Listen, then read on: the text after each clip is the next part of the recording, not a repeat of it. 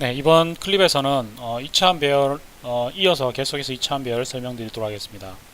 자, 지난 클립에서 A와 A도 5000이고 A0도 5000이라고 했습니다. 하지만 의미가 다르다라고 했죠. 자, 이 차이점을 이해하기 위해서는 포인터에 대한 포인터 개념을 이해할 필요가 있습니다. 제가 클립에서 포인터의 포인터를 설명을 한 적이 없는 것 같아서 다시 포인터의 포인터가 어떤 의미인지 설명드리고 2차원 배열 이어서 설명드리도록 하겠습니다. 자, 지금 소스를 보존해야 되니까 이 소스를 다른 이름으로 저장하겠습니다.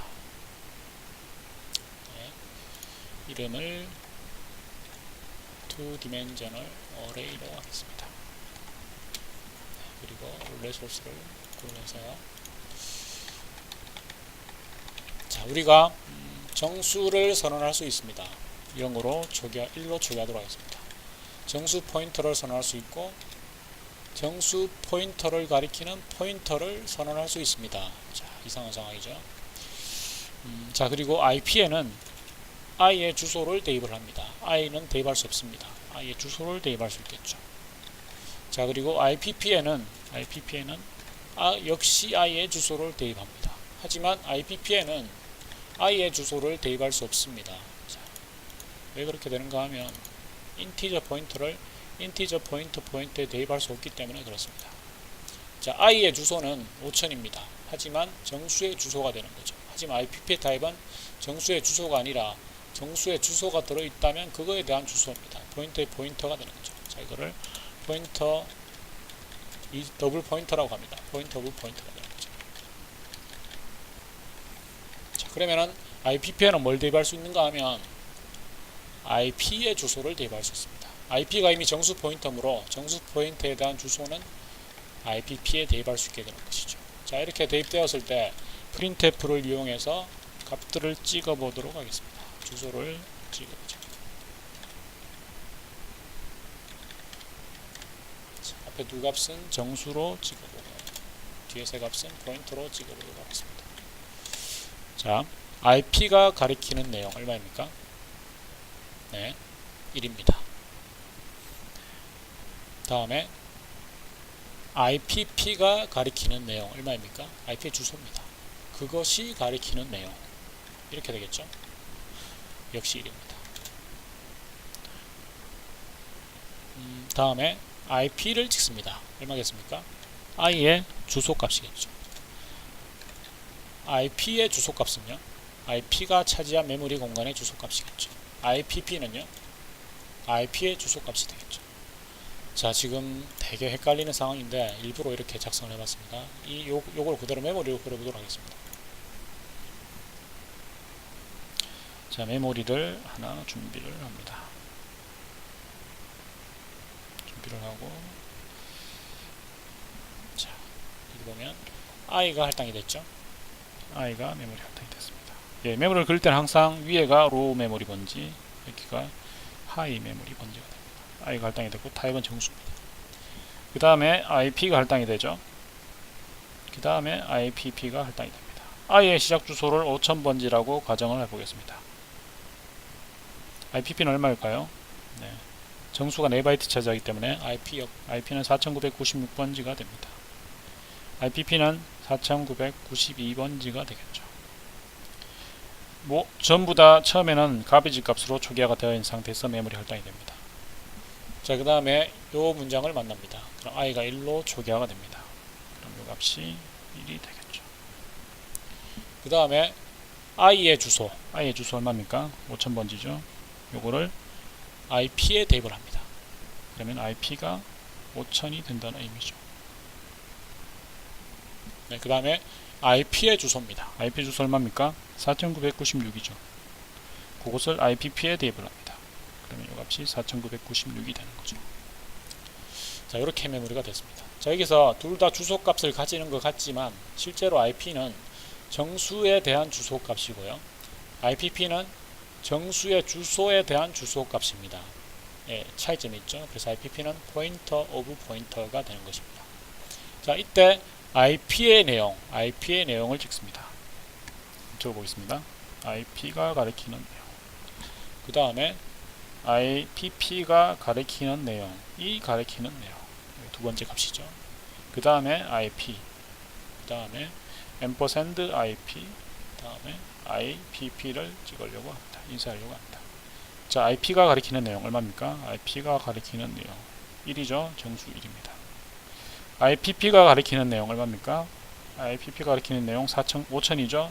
5,000이 가리키는 내용, 요건 5,000입니다. 여기까지는 5,000이지만 지금 하는 것은 5,000이 가리키는 내용이 되는 거니까 실제로는 한 번 더 이렇게 가서 1이 되겠죠. 요 값 역시 1을 가리킵니다. 자, IP는 얼마입니까? IP는 5,000입니다. 5,000이 지켜야 되겠죠. 5,000이 인쇄가 돼야 되고요. IP의 주소값 4,996이죠. 실제로 출력을 해보면 IP보다 4 작은 값, 디버그 모드이기 때문에 12 작은 값이 출력이 될 거고요. 그 다음에 IPP는 얼마입니까? 4,996이죠. 4,996이 인쇄돼야 됩니다. 자, 프로그램을 실행해서 제대로 인쇄가 되는지 해보도록 하겠습니다.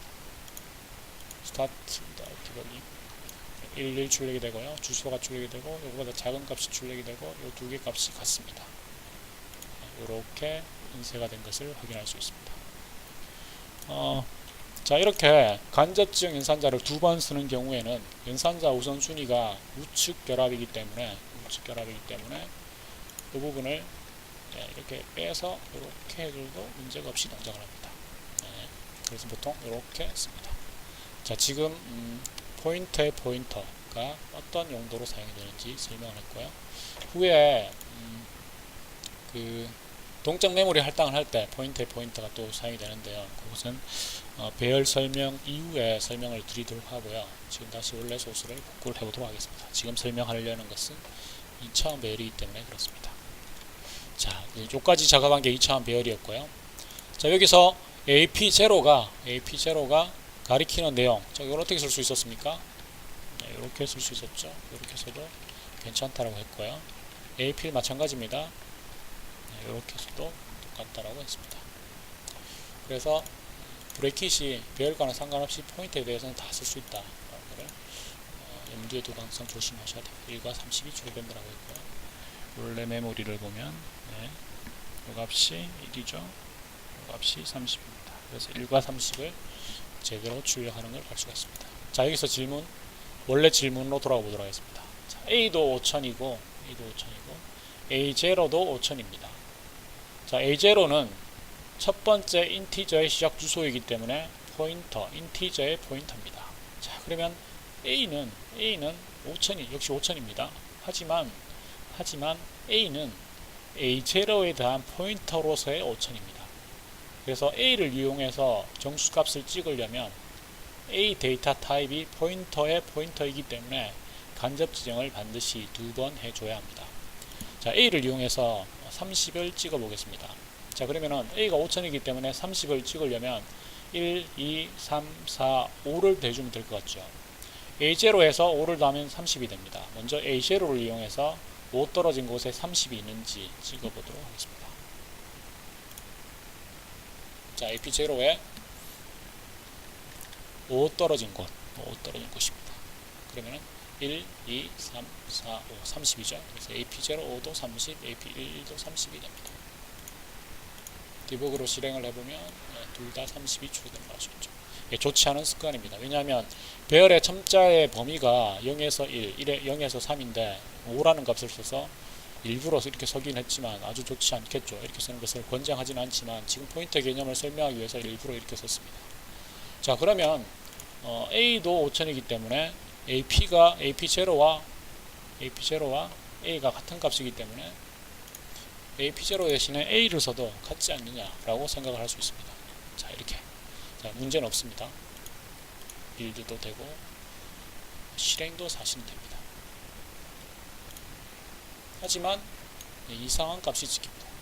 자, 분명히 5,000번지에서 5 떨어진 정수니까 30이 돼야 되지만 이상한 값이 찍히는 확인할 수 있죠. 자, 이것이 왜 그런가 하면 A는 포인터의 포인터이기 때문에 A5라고 하면 이 값이 포인터로 인식이 되기 때문에 그렇습니다. 5,000 플러스 5를 접근을 했습니다. 그리고 그 값을 읽어서 포인터로 해석을 한 거죠. 그래서 이렇게 하면 안 되고요. A가 가리키는 내용, 이게 실제로 인티저 포인터가 되는 거죠. 거기서 5 떨어진 곳, 요게 이제 인티저 포인터가 됩니다. 그거의 내용이니까 A를 이용해서 30을 찍으려면 이렇게 간접 지정을 2번 해줘야 됩니다. 빌드에서 실행을 해보면 제대로 30, 30이 찍히는 걸 알 수가 있죠. 그러니까 2차원 배열의 이름은 요소의 시작 주소인 게 맞습니다. 하지만 1차원 배열은 그 대상 타입의 시작 주소이지만 2차원 배열은 대상 타입의 시작 주소에 대한 주소 타입으로 해석이 돼야 되기 때문에 이렇게 간접 지정을 2번 해줘야 한다는 것 조심하도록 하십시오. 자, 이거를 연산자 생각나십니까? 연산자를 이용해서 해보면 A0가 가리키는 내용의 O. 자, 이거를 이렇게 쓸 수 있었죠. A 플러스 O의 내용이니까요. 예, 그럼 이게 이건 안 되겠네요. 이거는 이렇게 안 됩니다. 왜냐하면 포인터 배열이기 때문에 크기가 달라져 버릴 수 있습니다. 예, 이렇게 하면은 포인터 배열이기 때문에 크기가 달라질 수도 있는데 지금은 포인터랑 안 되죠. 대상 타입이 똑같아야 되기 때문에 안 되는 거고요. 지금은 방법이 없는 것 같네요. 이렇게 간접 지정을 해주고 더하고 이런 방식으로 초기화를 해주면 됩니다. 자, 이렇게 2차원 배열에서 이름이 포인트의 포인터로 해석이 된다는 거 주의하시기 바랍니다. 자, 다음 클립에서는 캐릭터 배열에 대한 캐릭터 2차원 배열 또 특별하게 취급이 되거든요. 문자열로 많이 관리가 되기 때문에. 그리고 캐릭터 포인터 배열이 어떻게 다른지 설명드리도록 하겠습니다.